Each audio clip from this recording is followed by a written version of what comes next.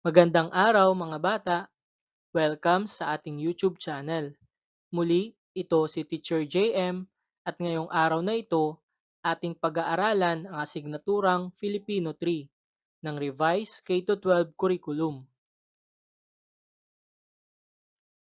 At ang ating paksa sa ikalawang markahan, ikalawang linggo, ay ang suliranin at solusyon ng Revised K-12 Curriculum. At ang ating layunin, pagkatapos ng aralin na ito, ang mga mag-aaral ay inaasahang may bibigay ang mungkahing solusyon sa suliraning nabasa sa isang teksto o napanood. Ano nga ba ang ibig sabihin ng suliranin? Ang suliranin ay anumang bagay na kailangang lutasin o bigyan ng solusyon. Ito rin ay tinatawag na problema o pagsubok. At ang solusyon, ito naman ay lunas o sagot sa suliranin o problema. Narito ang ilang halimbawa. Ang ating suliranin, palaging nahuhuli si Nathan sa pagpasok sa paaralan. Ang posibleng solusyon nito, maghanda na ng gamit sa gabi at gumising ng mas maaga gamit ang alarm clock o tulong ng mga magulang. Pangalawang halimbawa, ang ating suliranin, bumabaha tuwing malakas ang ulan dahil sa mga baradong kanal sa paligid. Ang posibleng solusyon, mag-organisa ng paglilinis kasama ang mga miyembro ng barangay at ituro ang tamang pagtatapon ng basura.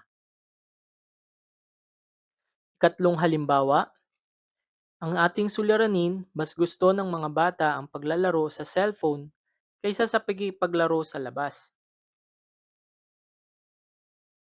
Ang solusyon nito, magpakilala ng mga tradisyonal na larong Pinoy gaya ng luksong tinik, patintero at sipa. Ano nga ba ang suliranin at solusyon? Ang suliranin, ito ang anumang bagay na kailangan lutasin o bigyan ng solusyon. Ito rin ay tinatawag na problema o pagsubok. Ang solusyon naman, ito ay lunas o sagot sa suliranin o problema.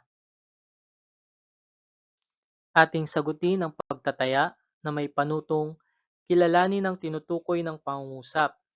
Isulat ang suliranin o solusyon sa patlang.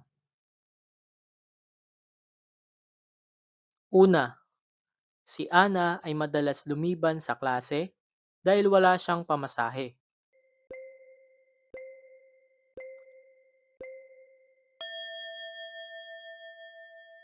Tama, ito ay isang halimbawa ng suliranin. Pangalawa, naglungsad ng proyekto ang barangay ng pagtatanim ng mga puno sa bundok.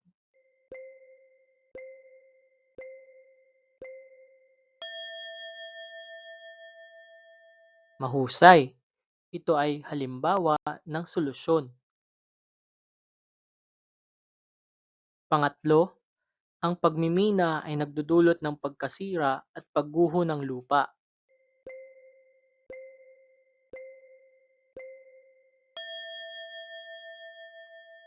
Magaling, ito ay suliranin. Pang-apat, maraming lamok dahil sa mga nakakalat na gulong sa kalsada.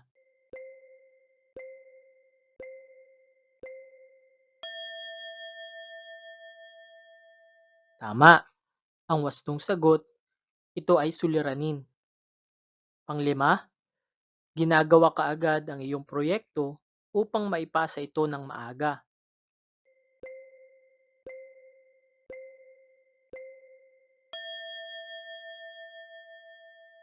Mahusay, ang wastong sagot ay solusyon.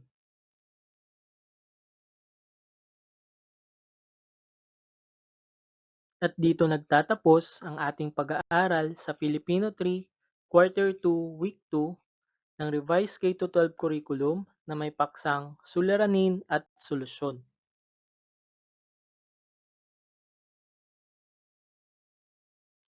Maraming salamat sa inyong pakikinig. Muli, ito si Teacher JM at huwag kalimutang mag-subscribe sa ating YouTube channel. Please like, comment and share, and click the notification bell for more videos.